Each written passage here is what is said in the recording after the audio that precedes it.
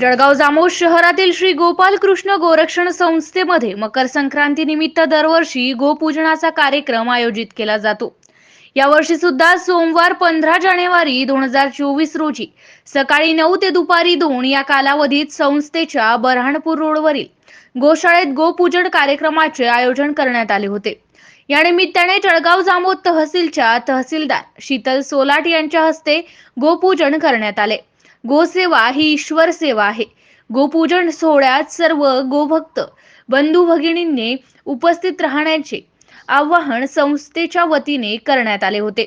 संस्था अध्यक्षांच्या या आवाहनाला प्रतिसाद देत जळगाव जामोद शहरातील हजारो गोप्रेमींनी कार्यक्रमाला उपस्थित राहून आपले गायीवर असणारे प्रेम व्यक्त करून कार्यक्रमाची शोभा वाढवली।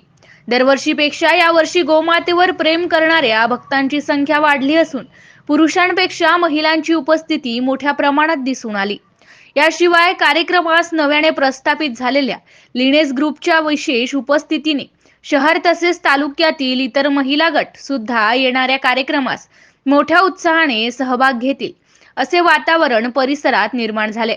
22 जानेवारी रोजी अयोध्या येथील श्रीराम मूर्ती प्राणप्रतिष्ठा सोहळा सर्वांनी दिवाळीसारखा साजरा करावा असे आवाहन संस्थेच्या वतीने करण्यात आले। तसेच शहरातील संस्थेच्या श्रीकृष्ण मंदिरामध्ये विविध धार्मिक कार्यक्रमांचे आयोजन सुद्धा करण्यात आले असून भक्तांनी या कार्यक्रमाचा अवश्य लाभ घ्यावा अशी विनंती सुद्धा संस्थेच्या वतीने करण्यात आली आहे।